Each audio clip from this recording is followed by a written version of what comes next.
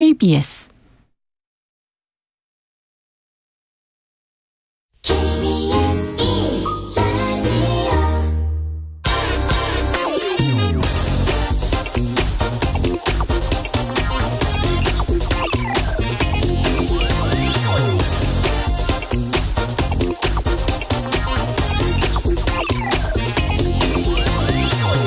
종부세 산정 기준의 하나로 공정시장 가액 비율이란 것 있습니다.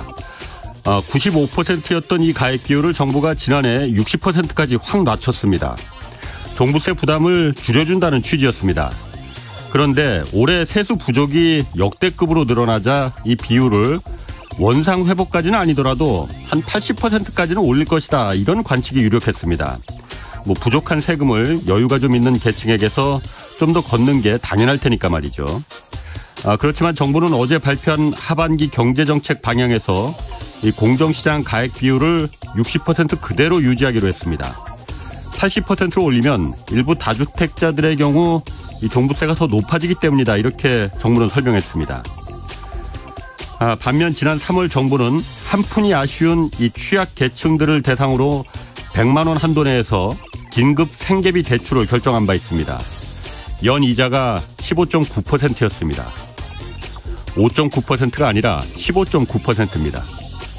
최약층 서민들을 상대로 정부가 이거 사채놀이 하는 것 아니냐, 이런 비난이 쏟아지기도 했습니다.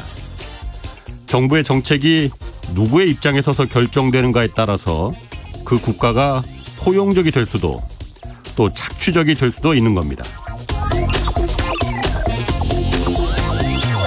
네, 경제와 정의를 다잡는 홍반장, 저는 KBS 기자 홍사훈입니다. 홍사훈의 경제쇼 출발하겠습니다. 유튜브 오늘도 함께 갑시다.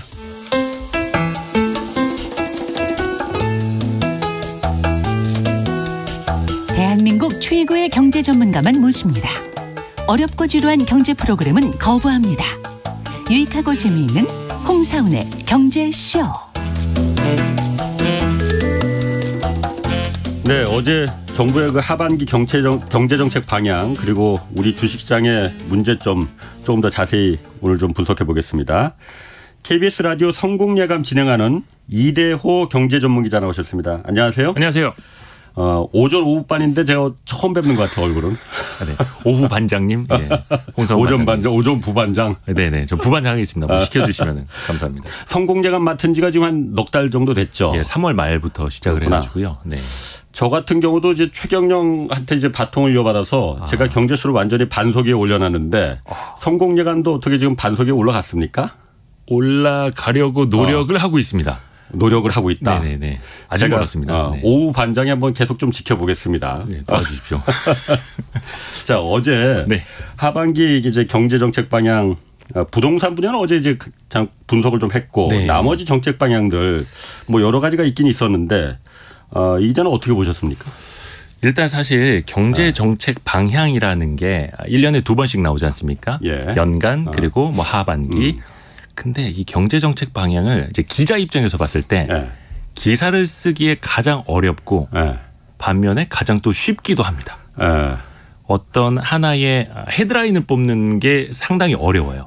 그리고 이게 나열식으로 나오기 때문에 정책을 그냥 받아 쓰는 기사를 쓸 때는 상당히 쉽습니다. 그 안에서 쓸 수 있는 게 수십 가지가 되거든요. 근데 또 어떻게 보면은 이번에는 윤석열 정부가 5년 동안 해야 할 일에 대한 거를 리바이벌하는 것들도 굉장히 많이 담겨 있습니다. 그러니까 사실 연간 경제정책 방향, 하반기 경제정책 방향 제목만 가리고 놓더라도 거의 사람들이 이번 건에 라고 싶을 정도로 사실은 대동소이합니다. 그래서 기자 입장에서 봤을 때는 조금 애매모호합니다. 그러니까 저도 어제 그 보도자료 쭉 굉장히 한 50페이지 되더라고요. 예, 맞습니다. 그런데 부동산 문제는 그러니까 부동산 정책은 확실하게 좀 눈에 들어오더라고요. 네. 그러니까 지금 제가 그 경제부 취재기자들하고 얘기 좀 해봤더니만은 부동산 부분은 따로 하려고 했는데 그거 갖고 좀 서로 말이 많았대요. 그래서 다 같이 묶어서 하기로 했다 했는데 약간 좀 공허하더라고요. 약간 저게 어쨌든 크게 보면은 경기를 좀 수출을 촉진하고 내수를 부양하겠다는 건데 이게 보면은 내수 대책으로 나열된 거 보면은 무슨 대규모 소비 촉진 행사, 네. 무슨 뭐 K 컬처, K-팝 이거 그렇죠. 이용해서 뭐 늘 매년 가을에 하는 거죠. 이게 국가가 그러니까 뭐 그 얘기 좀 한번 해보죠. 네네. 일단 내수 소비나 수출 이제 민간 수출을 통해서 민간 수출과 투자 촉진하겠다고 했잖아요. 네.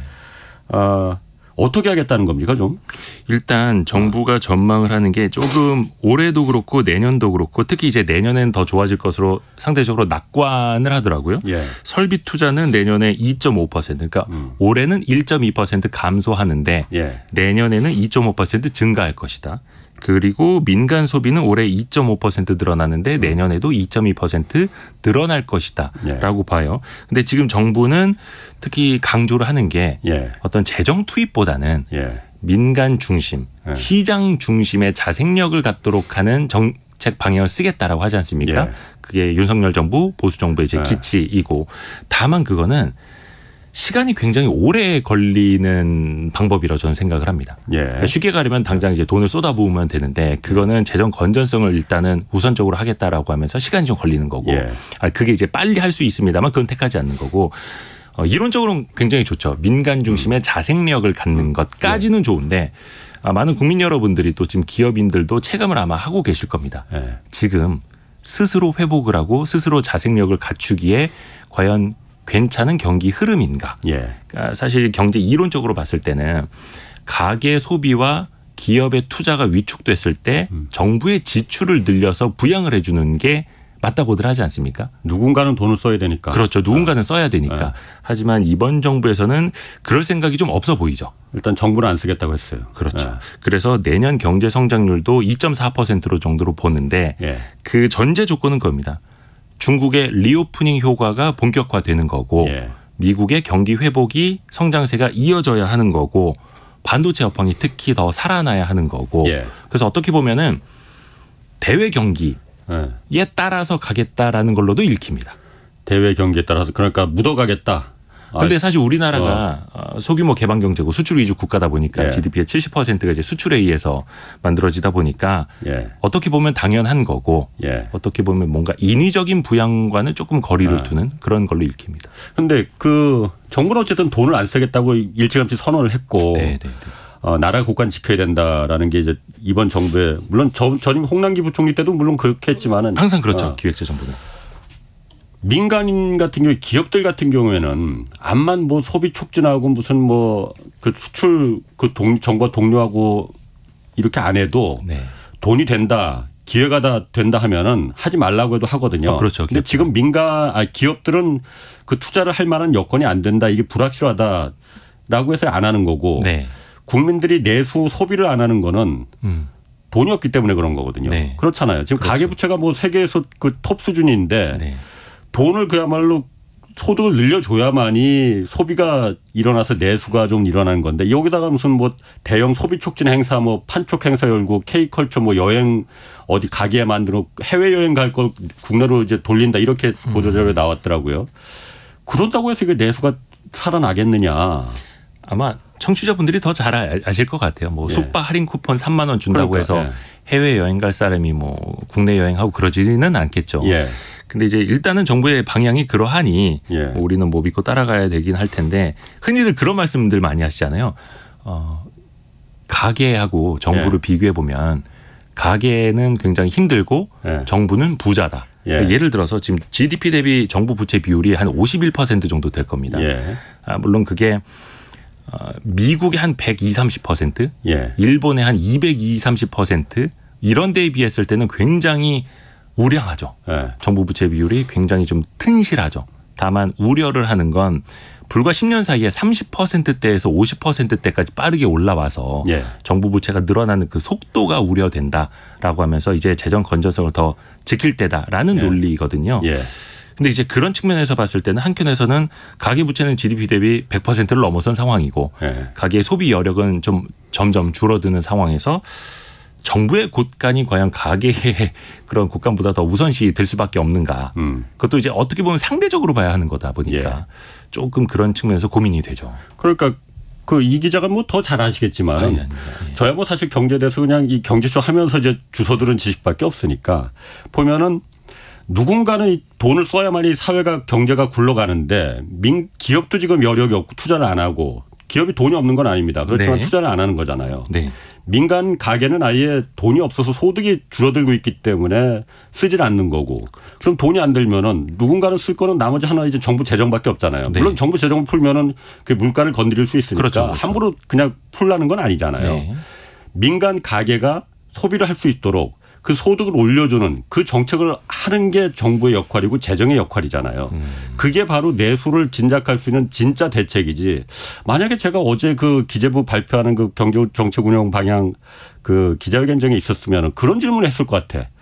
지금 무슨 뭐 동남아 여행 갈 거 국내 울릉도 제주도 가고 이런 정책 말고 네. 그런 짜잘짜잘한 뭐 동네 무슨 구청에서 내놓을 만한 정책 같은 거 말고 소비 가계 소득을 올려줄 수 있는 그게 진짜 내수 진작 대책 아니냐. 그런 거는 뭐 따로 마련한 게 없는지.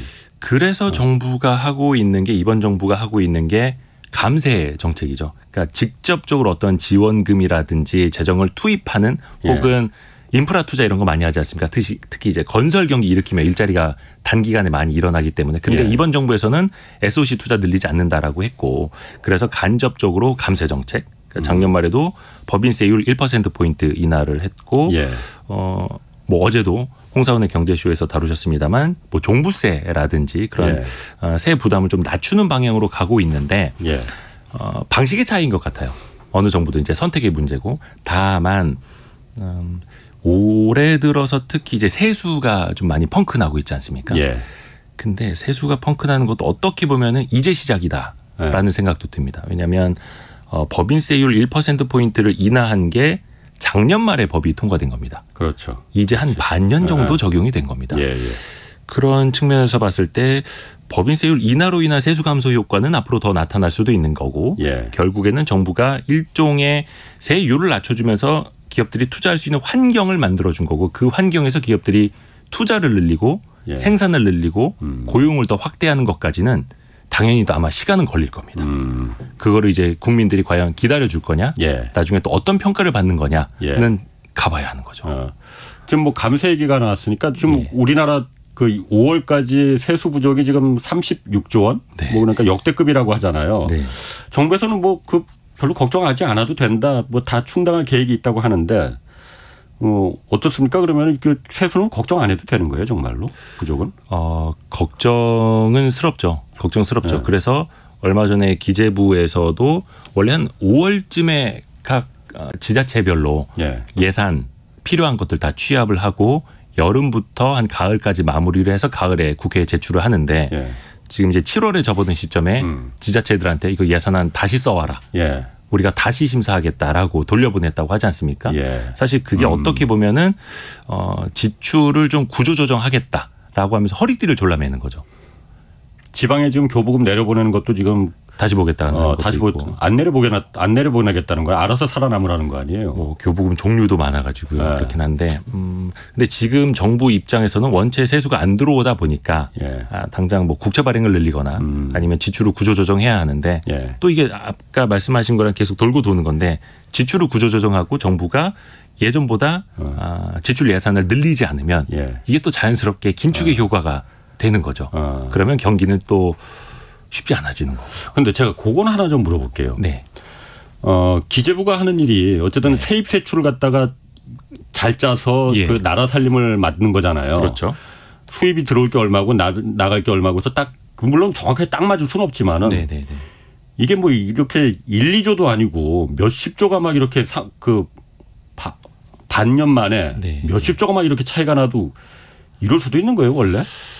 그것도 일종의 이제 예측의 영역인데 우리가 집에서 가계부를 쓸 때도 올해 우리가 연간 뭐 엄마 아빠가 벌어오는 돈 얼마, 애들이 쓰는 돈 얼마, 우리가 지출하게 될 거 얼마, 부모님 생신 1년에 뭐 2번씩 뭐 크리스마스 뭐 어버이날 다 있지 않습니까? 그런데도 항상 펑크가 나죠.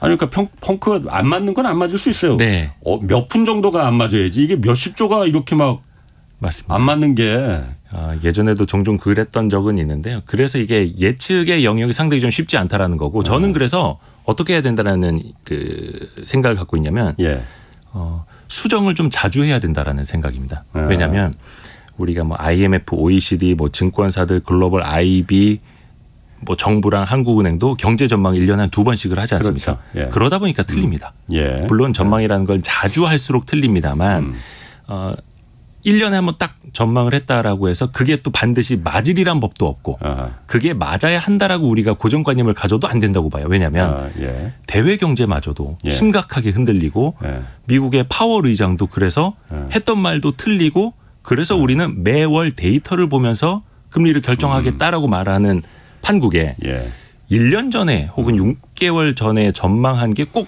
맞아야 된다.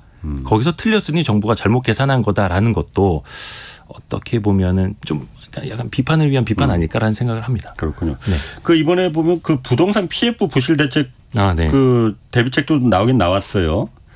그런데 지금 일단 이 지금 새마을금고가 지금 자꾸 뉴스에 나오잖아요. 네네네. 여기는 그 괜찮은 겁니까? 지금 뭐 일부 뱅크런 지금 조짐도 보이고 있다고 하는데. 일단은 최근 4월 말 기준으로 3개월 연속 수신 그러니까 예금이 빠졌고 최근 2달 사이에는 7조 원 가량이 빠졌다. 그러니까 어제 뉴스 보니까 뭐 하루 종일 돈 빼내려고 기다리는 사람들 뭐 줄 섰다고 하고 그러던데. 자, 그런데 우리가 여기서 생각해 볼 게 있습니다. 물론 같은 기간에 농협, 수협, 신협에는 돈이 들어왔는데 새마을금고에서만 빠졌으니 새마을금고에 큰 문제가 있는 것 아니냐. 저는 약간 그 언론인으로서 그런 고민을 갖고 있습니다. 그러니까 이대로 쓰면 돼요. 근데 이걸 국민들이 어떻게 받아들일 것인가도 생각을 해야 되잖아요. 더 빼낼 거라 이거죠. 우리가 더 지난번에 위험해질 거다. 유럽의 크레딧 스위스 그리고 미국의 SVB 실리콘밸리 뱅크 사태도 봤지만 사람들이 이제는 모바일로 돈을 빼내죠. 뱅크로는 달려가서 줄을 서서 돈을 찾는 건데 이제는 그냥 모바일로 빼내면 됩니다. 그러니까 어떻게 보면 불안을 더 빠르게 일으킬 수 있는 사회인데 일단은 좀 객관적으로 봐야죠. 그래서 지금 새마을금고가 상황이 얼마나 안 좋은 거냐. 일단 부동산 관련해서 대출의 연체율이 5.34%입니다. 1분기 말 기준으로. 이게 다른 상호금융 뭐 신협이라든지 농협이라든지 이런 데 2.42%보다 거의 2배 가까이 높은 건 사실입니다. 그러면 이 연체된 5.34% 때문에 새마을금고가 다 망할 거냐를 봐야 되잖아요. 사실 새마을금고도 한 1,200여 곳이 있습니다. 지역 단위별로. 만약에 거기가 파산을 하게 되면은 이게 예금 보험공사가 예금자 보호를 해주는 건 아닙니다만 새마을금고 중앙회가 조성해 놓은 기금을 가지고 1인당 5천만 원까지 예금자 보호를 해주게 되어 있습니다. 근데 그런 측면에서 봤을 때 그리고 또 행안부에서도 발표하는 걸 놓고 보면 담보 비율, 그러니까 담보를 잡고 있는 것 그리고 그 담보에서 선순위냐 후순위냐 과연 앞서서 돈을 받아올 수 있느냐 떼일 위험이 있느냐를 봤을 때는 충분히 관리 가능하다. 회수 가능한 거다라고 이야기를 하죠. 물론 안심시키려고 하는 것도 있겠습니다만 이런 거를 봤을 때 좀 불안을 위한 불안을 이야기하는 건 조금 아직은 이르지 않을까라는 개인적인 생각입니다. 그게 오히려 불안을 조장할 수 있다 이거죠? 그렇죠. 일단 그래서 지금 뭐 행안부에서도 특별 점검 나간다고 하니까요. 그러니까 제가 이 말을 한 거 물론 그럴 수 있어요. 그러니까 이게 미디어에서 새마을금고 위험하대 하면은 너도 나도 그렇죠. 어차피 있는 거 그냥 빼내서 다른 은행 뭐 그 집어넣지 뭐 이렇게 하는 심리가 들 수 있으니까. 당장 저희 부모님 같은 경우에도 이거 대우에 어떻게 해야 되냐 이럴 수 있죠. 그러니까 그런데 어쨌든 거기 예금이 있는 사람들 입장에서는 언론에서라도 정확한 상황을 좀 알려줘야만이 미연의 손실을 좀 막을 수 있는 거 아니냐 이렇게 생각할 수도 있는 거 아니에요. 그렇죠. 그래서 저도 사실 정확하게 여기가 지금 이게 행정안전부 소속이잖아요. 그 관리 주체가. 그 우리나라 금융당국이 아니고. 그러다 보니까는 행정안전부에서는 걱정 없다 하는데 진짜 걱정 없는 건지 이거는 한번 좀 약간 한번 좀 점검을 해봐야겠다는 생각이 좀 들더라고요. 그래서 이게 항상 오래 반복되어 온 문제인데요. 새마을금고만 금융위 금감원 소관이 아니라 행정안전부 소관인 거죠.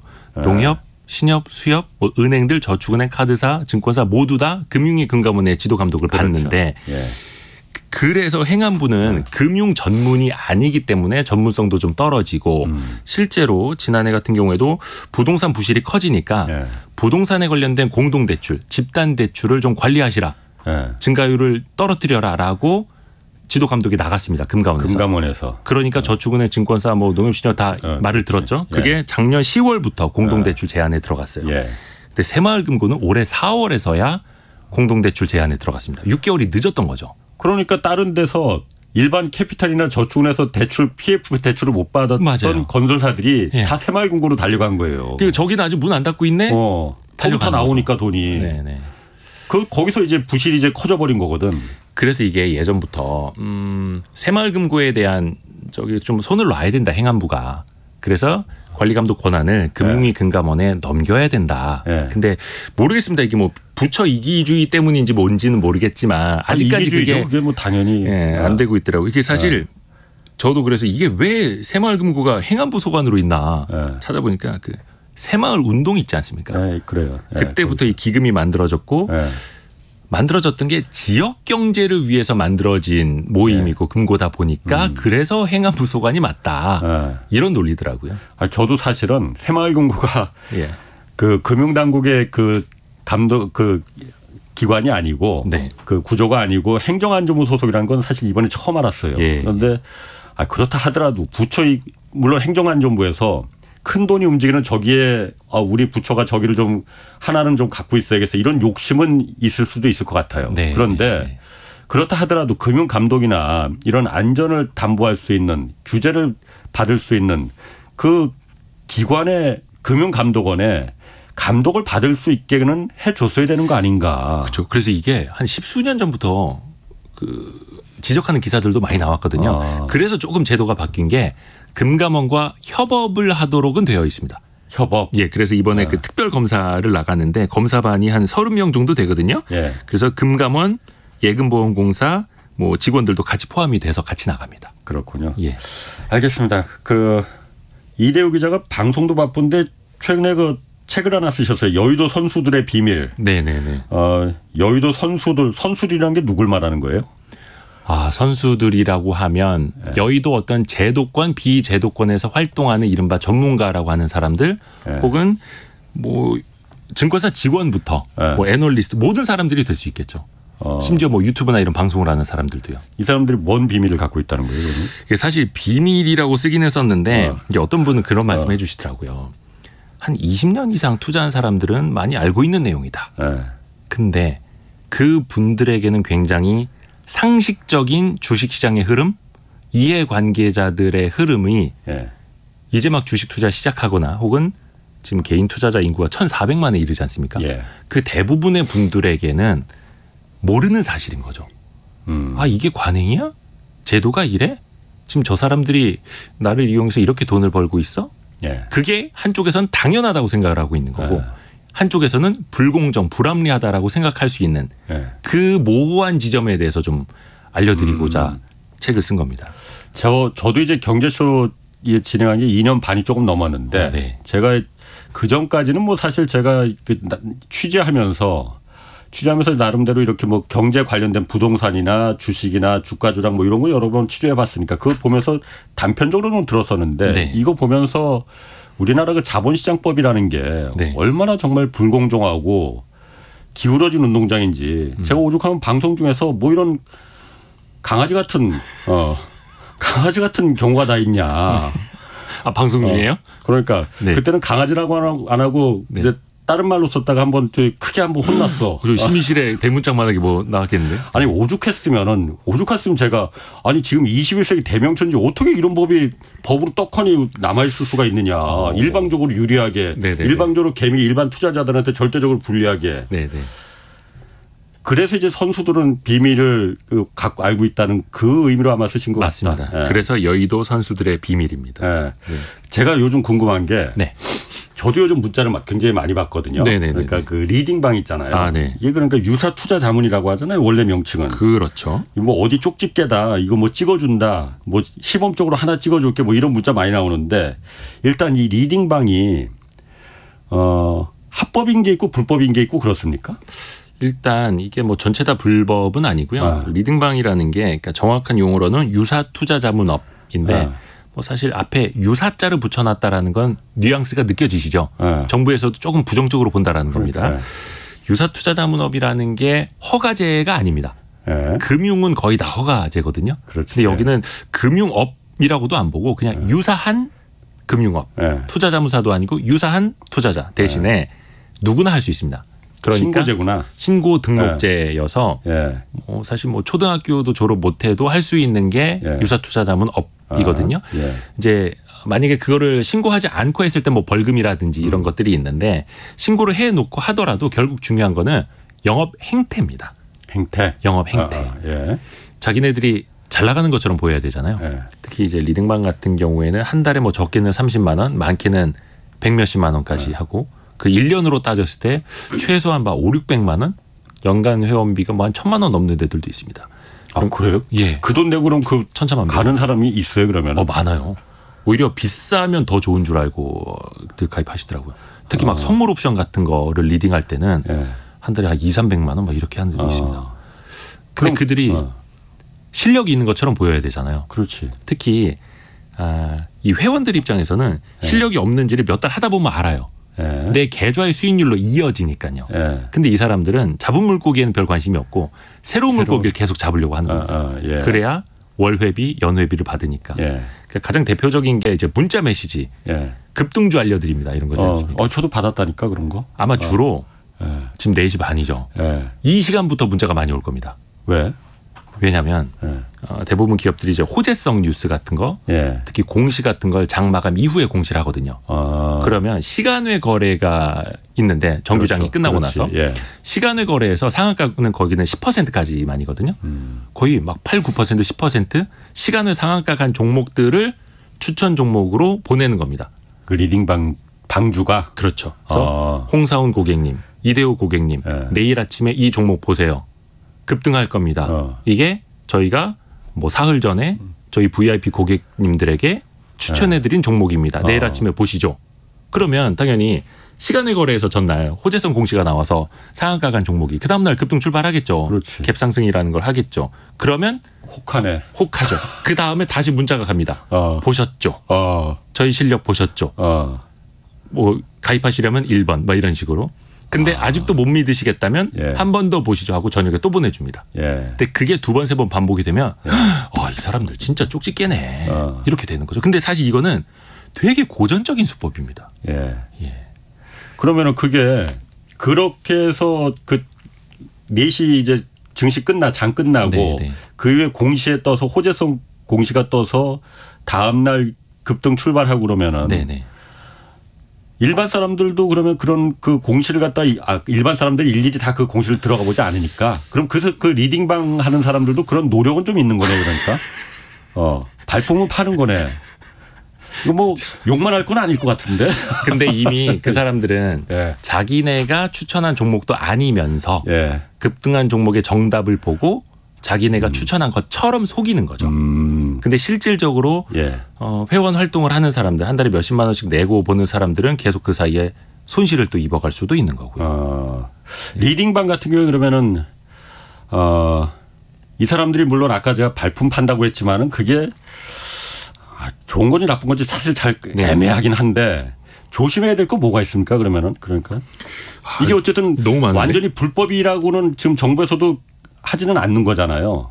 그렇죠. 이게 불법은 아닙니다. 그러니까 유사투자자문업을 어쩔 수 없이 등록해 놓고 뭐라 해야 되나 지금 이제 주식 관련된 유튜브 하는 분들 많잖아요. 근데 유튜브에도 멤버십이라는 게 있습니다. 매월 정기적으로 후원을 하는 거죠. 근데 법이 어떻게 되어 있냐면 정해진 대가를 고정적으로 받을 때는 그리고 금융상품과 관련된 추천 행위를 할 때는 유사투자자문업을 최소한 신고를 하도록 되어 있어요. 그래서 아마 많은 분들이 구독하시는 주식 관련 유튜버들이 특히 멤버십을 한다면 유사투자자문업을 등록을 해놨을 겁니다. 그걸 안 하면 문제가 될 수 있거든요. 그래서 어떻게 보면은 뭐 선량하게 잘 하시는 분들도 있는 반면에 그 2,100여 개에 달하는 유사투자자문업 중에서 항상 사고를 치는 사람들이 나타나죠. 그래서 한 연말쯤 되면은 유사투자자문업 업체가 한 2,500개 가까이 늘어납니다. 그리고 연초가 되면 한 1,900개, 2,000개로 확 줄어듭니다. 왜 줄어들어요? 계속 금감원에서 단속을 해갖고 그냥 예. 직권 말소를 시켜버리거든요. 1년에 한 4,500개씩. 예. 그게 지금 계속 반복이 되고 있는 겁니다. 그럼 등록을 안 하는 사람하고 그거 신고만 하면 되는 건데 무슨 왜 안 하는 거죠? 그것도 교육을 좀 받아야 되고요. 뭐 그래봐야 뭐 한 인터넷으로 6시간, 8시간 교육만 받으면 되는데 예. 신고를 그래서 그냥 하는 것 자체가 문제가 아닙니다. 그거는 네네네. 누구나 할 수 있으니까요. 그럼 금감원에서 여기는 그 등록을 한 데다 안 한 데다 하면은 만약 안 한 데라면은 뭐 어떤 그 페널티를 매기거나 그렇죠, 뭐 벌금 매기거나 이런 게 있습니까? 그게 과태료하고 규정이 있습니다. 그러면은 여기가 그 등록을 한 업체인지 아닌지 네네. 만약 내가 전화 받고 다음날 급등했다고 해서 봤더니만은 진짜 급등했어. 여기 쪽집게네. 그래서 만약 그런데 이게 좀 찜찜해. 네. 그러면 등록을 한 데인지 안 한 데인지를 어떻게 알 수가 있어요? 예를 들어서 뭐 카톡방을 하든지 예. 홈페이지라든지 카페 블로그를 하든지 텔레그램을 하든지 요즘에 그 창구는 굉장히 많습니다. 예. 근데 그거를 대표적인 사이트를 하나를 신고를 해야 돼요. 그래서 업체 이름, 대표자 이름, 회사 전화번호들을 등록을 해야 돼요. 그거를 금융감독원 파인, 우리 파인애플 할 때 파인이라고 쳐서 들어가시면은 그 안에서 등록된 유사투자자문 업체인지 검색을 하실 수 있습니다. 그러니까 대표자서가 뭐 금감원 사이트에서 그 파인 사이트에서 유사투자자문업 검색 란이 있어요. 그래서 홍사훈, 뭐 이대호 이렇게 치면은 나옵니다. 그러면 이 사람이 등록이 되어 있는지. 근데 이거 또 하나 맹점이 뭐냐면 진짜 뭐라 해야 되나 좀 큰 손들은 자기 이름으로 안 합니다. 바지 사장을 내세우죠. 그러니까 홍사훈의 경제쇼라는 리딩방인데 대표자는 이대호를 내세우고 실제로 뒤에서 종목 추천을 하는 건 홍사훈이라는 전문가고 그러니까 이런 업체가 굉장히 많아요. 그래서 최근에 금감원이 어떻게 규정을 바꿨냐면 대표자뿐만이 아니라 임원까지도 보겠다. 그래서 만약에 그 임원에게 결격 사유가 있으면 직권 말소시켜버리든지 등록을 시켜주지 않겠다 이런 식으로 하고 있거든요. 근데 이것도 빠져나가죠. 왜냐하면 임원도 안 하면 되거든요. 저는 임원이 아니라 직원인데요. 근데 저 사람이 사실을 알고 보니까 최대 주주고 바지 사장 내세웠고 차명으로 지분을 갖고 있고 또 그럴 수도 있어요. 그래서 이게 참 빠져나가려면 얼마든지 빠져나갈 수 있습니다. 그런데 지금 이 기자 말 들어보면은 리딩방이라는 게 유사 투자 자문 회사라는 게 이름 자체도 그래가 유사라는 게 뭔가 들어서 이미지가 별로 안 좋아 보이고 말 들어보면은 뭔가 구린 냄새가 자꾸 나는데 리딩방에 이거 뭐 연회비가 뭐 1,000만 원 단위라고 하면은 뭐 사실 일반 사람들이 그렇게 많지는 않을 것 같은데 가입하는 사람들이 아니요 많으세요. 그래요? 많으세요. 아니 그러면은 이대호 기자 입장에서 봤을 때 리딩방을 왜냐 일반 투자자들이 다 잘 모르니까 여기를 믿고 들어가는 게 추천하고 싶습니까? 안 하고 싶습니까? 아니, 절대 추천 안 하죠. 저는 그겁니다. 지금 뭐 와이스트리트도 그렇고 종목 추천하는 것 자체를 굉장히 안 좋아합니다. 그건 사고가 날 수밖에 없어요. 아무리 선의로 진짜 선의로 하시는 분들도 있거든요. 근데 10개를 추천해서 9개가 다 좋았어도 하나가 반토막이 난다. 언제든지 하한가 맞을 수도 있는 거고 심지어 상장 폐지를 당할 수도 있는 거고 그 회사에 내가 모르는 사이 불이 날 수도 있는 거고 임직원이 대규모 횡령을 해서 거래 정지를 당할 수도 있는 거고 이거는 거의 불가항력적인 거거든요. 근데 그런 게 하나 터지면 이 사람이 그게 고의였건 선의였건 그건 다 날아가 버립니다. 그냥 저 사람은 죽일 놈이 그때부터는 되는 거예요. 그리고 오명을 쓰게 되죠. 저는 그래서 누구든 종목 추천하는 거는 되게 좋아하지 않고 그런 거 해도 오래 못 간다라는 생각을 갖고 있고 그런 리딩방을 찾는 분들은 딱 그겁니다. 지름길을 찾는 거죠. 지름길. 돈은 벌고 싶은데 공부하기는 싫고 그러니까 누가 좀 알려줬으면 좋겠어. 대신에 내가 대가는 줄게. 월 50만 원 100만 원씩 내가 내면 되잖아. 그럼 내가 뭐 수억 원 한 10억 원 운용을 하는데 한 달에 뭐 100만 원 별거야. 한번 뭐 잘못하면 한 틱에라도 몇십만 원씩은 날아가는데 이렇게 생각을 하시는 건데 쉽게 가는 그 지름길에는 항상 덫이 놓여 있습니다. 그 덫이 고의건 선이건. 그럼 금융감독원에서는 이거를 허가제도 아니고 신고제로해서 누구나 그냥 신고만 하면은 등록할 수 있게 해준다는 거잖아요. 그렇죠. 이걸 왜 그렇게 쉽게 허용을 해주는 겁니까? 일단 최소한 허가로는 그 자격 요건을 봐서 이놈이 나쁜 놈이다 안 나쁜 놈이다. 과거의 전력이 어떻다. 그리고 하는 거 보니까는 이게 문제가 있다 없다. 이 정도는 판단하고 허가를 내줘야 되는 거 아닌가 그런 생각이 드는데. 엄밀하게 말씀드리면 리딩방은 유사투자자문업은 제도권이 아니라 제도권 밖에 있습니다. 금융감독원의 관리감독 하에 있는 게 아니라 그 밖에 있습니다. 예. 울타리 밖에 있어요. 실제로 이 유사투자자문업 신고 관리를 하는 직원이 한 2-3명밖에 안 될 거예요.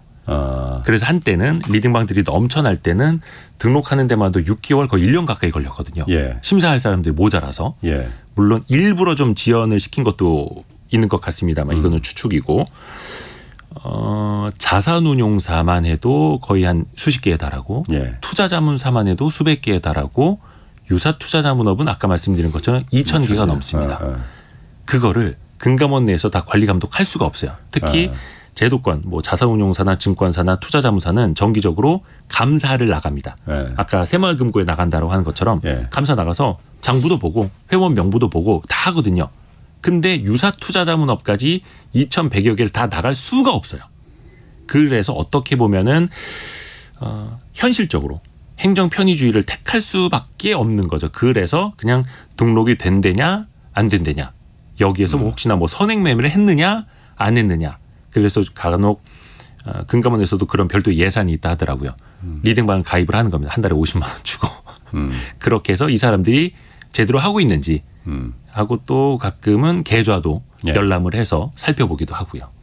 금감원에서 관리할 능력이 안 되면 그걸 허가를 안 하는 게 정답일 것 같은데 행정 편의주의라면은 그냥 허가는 허가대로 다 해놓고 우리는 능력이 안 되니까 지금 여력이 없으니까는 감독은 안 할래. 그게 맞는 건지 잘 모르겠네요. 그거는. 네, 뭐 그것도 뭐 이 기자가 뭐 이 기자를 제가 뭐 탓하는 건 아니고 하여튼 저 정답인지 아닌지 그거는 뭐 조금 더 좀 이 기자도 한번 좀 알아보시고 저도 한번 좀 관심 좀 가져보겠습니다.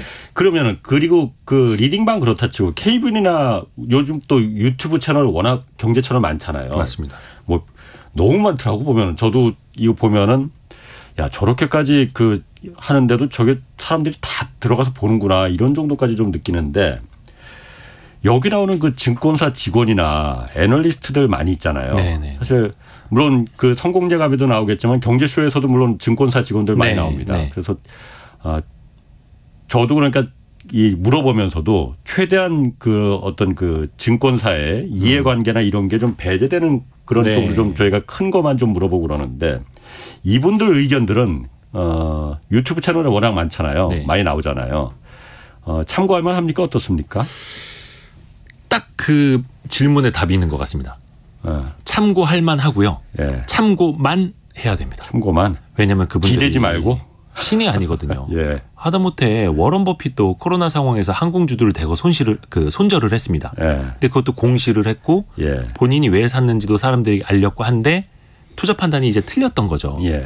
애널리스트도 신이 아니고 펀드 매니저들 뭐 자산운용사 최고 투자 책임자들도 신이 아닙니다. 물론 그 사람들이 마음을 먹고 누구를 속이려고 뭐 거짓된 행동을 했다라면 그거는 처벌을 받아야겠지만 본인이 성심성의껏 분석을 했다라면 그것 자체로는 뭐라 할 수가 없는 거고 다만 이제 많은 분들이 지금 이제 애널리스트들에 대한 불신도 되게 많아졌거든요. 특히 하락장을 겪으면서. 근데 애널리스트는 정확히 말하면 증권 분석사입니다. 기업과 산업을 분석하는 사람들이에요. 그러니까 예측을 하고 주가를 예상하는 사람이 아닙니다. 물론 이제 어떤 애널리스트는 자꾸 막 주가를 예측하려고 해서 스스로 무덤을 파는 경우가 있는데 저는 그들의 역할은 산업의 흐름, 이 산업이 돈을 더 많이 벌고 있는지 그중에서 기업들은 어떤 흐름인지 이 기업들의 실적은 어느 정도 추정이 되는지까지라고 봐요. 물론 그것도 추정이니까 틀릴 수가 있죠. 틀릴 거라는 전제 하에. 근데 너무 나아가서 목표 주가가 마치 목적지를 정해준 것처럼 그래서 그 목적지까지 도달이 6개월 혹은 1년 안에 안 되면 뭔가 큰 잘못을 저지른 것처럼 하는 거는 사실 조금 그 업에 대한 이해도가 조금 낮기 때문이라고 저는 봅니다. 그래서 많은 개인 투자자분들에게도 애널리스트 리포트는 그 논리, 배경, 데이터 그 흐름들을 보시라. 그리고 실질적인 판단은 본인이 하셔야 되는데요. 물론 이제 이 이야기를 좀 안 좋게 들으시는 분들도 계시겠지만 증권업계에서는 역할이 엄밀하게 나눠져 있습니다. 펀드 매니저의 역할이 따로 있지 않습니까? 펀드 매니저는 결정적으로 투자 판단을 하고 이 종목을 이 기업을 내 펀드에 얼마나 담을지 살지 말지 얼마나 팔지를 다 직접적으로 결정을 하는 사람들이죠. 애널리스트들이 분석을 해주면. 근데 개인 투자자는 애널리스트의 역할과 펀드 매니저의 역할을 같이 해야 되는 사람이에요. 재료도 모아야 되고 그 재료로 요리도 해야 되고 이 요리를 맛있게 상에다가 다 올려서 완성을 해내야 되는 그걸로 또 직접 본인의 계좌입니다만 평가를 받아야 하는 그래서 굉장히 고난도의 일이 저는 주식 투자라고 보거든요. 그런데 이거는 다 차치하고 앞에서 저 식재료 좋다며 저 재료들로 만들면 좋은 국을 끓일 수 있다며 근데 왜 그 맛이 안 나와? 이렇게 되는 거거든요. 또 많이 좀 물어보는 게 증권사마다 리포트들 많이 내잖아요. 네네네. 증권사 리포트들은 그거는 어느 정도나 믿으면 되는 건지. 말씀드린 것처럼 딱 참고까지입니다. 그거야말로 정말 증권사들의 이해관계가 굉장히 많이 들어가 있는 리포트 아닌가. 그게 정말 객관성이 정말 그렇게 많이 담보돼 있겠느냐. 저는 좀 의심스럽더라고요. 이해관계가 없을 수가 없습니다. 왜냐하면 증권사는 기본적으로 매매거래 수수료라는 게 브로커리지 수수료라고 하는데 매매를 일으켜서 그 수수료 수익이 상당 부분의 지금 수익을 차지하거든요. 그러니까 거래가 될 수 있는 주식을 추천을 하는 거죠. 예를 들어서 공인중개사 사무실에서도 거래가 될 만한 집을 추천하잖아요. 저 집 사람이 그렇지. 지금 시세가 10억인데 15억 이하로는 안 팔겠다는 사람 집을 보여주겠습니까? 굳이 그렇지. 시간 내서? 어차피 저 사람 가봐야 안 팔아. 근데 그 사람한테 가서 지금 15층 매물이 15억에 나왔는데 이 집은 누가 살았고요. 개를 키웠었고요. 뭐 벽에 못을 몇 개를 못질을 했고요. 이거를 과연 시간을 들여서 공을 들여서 고객한테 브리핑을 할까요? 안 하죠. 당장 내가 중개를 해서 팔릴 만한 집만 브리핑을 하겠죠. 증권도 마찬가지입니다. 당장 우리가 고객을 설득을 해서 그 고객이 살 만한 그래서 우리 증권사에 주문을 줄 만한 기업 보고서를 쓰는 거죠. 그렇겠죠. 그런 이해관계는 아주 기본적으로 깔려 있는 겁니다. 그리고 또 하나가 국민연금을 비롯해서 많은 자산운용사들이 증권사에게 그런 거래 수수료를 주는 큰 고객인데 그들이 많이 갖고 있는 주식에 대해서는 상대적으로 쓴소리 하기가 어렵죠. 그렇지. 거기에 대해서 뭐 매도 리포트를 쓰게 되면 그 고객들이 좋아할 리가 없죠. 그런 부분이 있겠. 그런 부분이 그럼 증권사 리포트를 누가 이렇게 그 관리 감독하거나 그런 건 없는 거죠. 그렇게 하기는 불가능하겠지 그거는. 금감원에서 그래서 왜 자꾸 매수 리포트만 쓰느냐. 매도 리포트도 발간을 하라.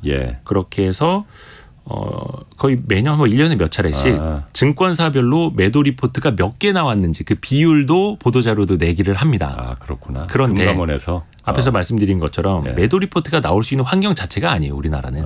왜냐하면 예를 들어서 뭐 어떤 특정 기업에 대해서 어떤 애널리스트가 굉장히 부정적으로 리포트를 썼다 치죠. 그러면 그 애널리스트는 그 기업과 이제 소통 자체가 안 됩니다.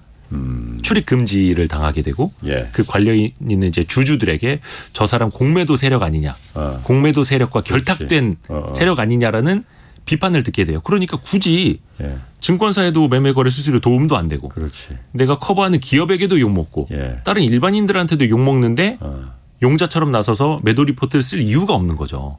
특히 우리나라 시장에서 공매도가 차지하는 비중이 한 전체 거래 한 4% 정도밖에 안 되거든요. 근데 미국은 한 40% 됩니다. 그러면 거기는 둘 중 하나가 공매도인 거예요. 그러니까 공매도 리포트를 쓰더라도 칭찬을 받고 한쪽에서는 야 그래 우리가 너희 증권사 통해서 공매도 주문을 할게. 수수료 수입 좀 올려봐라고 하죠. 근데 우리나라에서는 아직 그런 환경이 아니기 때문에 매도 리포트가 나올 수가 없는 환경이죠. 일반 투자자들 같은 경우에 그러면은 기관이 아니고 일반 투자자들 같은 경우에는 사실 얻을 수 있는 정보라는 게 극히 제한적이고 일단 어렵잖아요. 접근이 어렵고 뭐 일단 그 기업들이 어떤 그 설명회나 이런 걸 개인들한테 뭐 하는 것도 아니고 그러면 개인들은 사실 공시 그 기업들의 내가 관심 있는 그 기업에 공시에 의존할 수밖에 없는 거 아닌가. 맞습니다. 그리고 그 뉴스라는 것도 사실 뭐 워낙 뭐 가짜 뉴스도 많고 잘못된 그 지라시들도 많고 그러니까 개인들 같은 경우에 그러면 그 기업 공시에 의존하는 게 가장 현명한 방법이에요. 그러면은 그게 원래는 맞죠.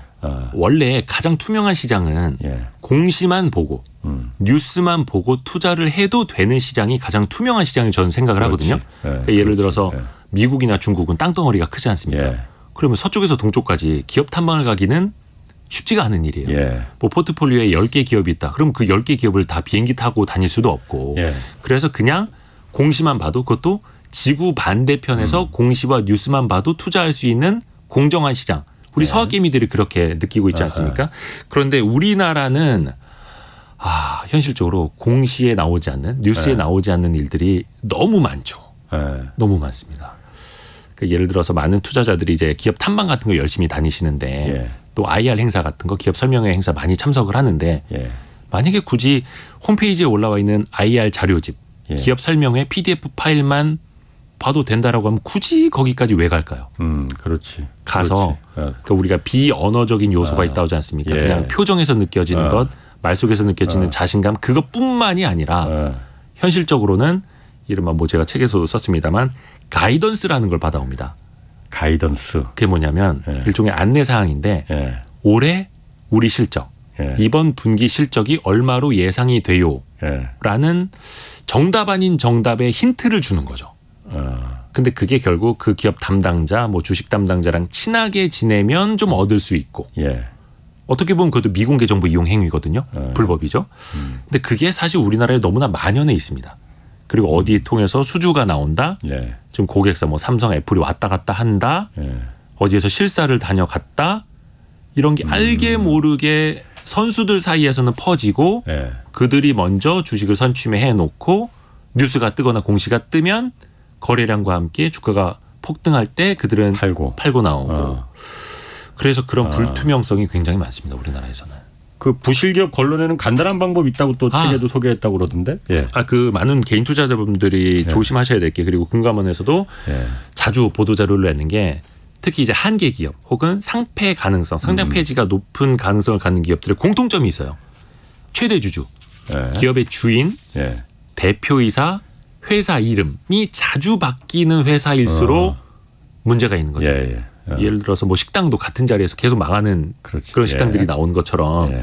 근데 그거를 많은 분들이 보실 수가 있는데 사실 좀 공시조차 안 보시는 분들 많아서 좀 걱정이긴 한데 금융감독원 전자공시 다트라는 전자공시 사이트에 들어가서 보면 기업 이름을 치시면 그 기업 이름이 나오죠.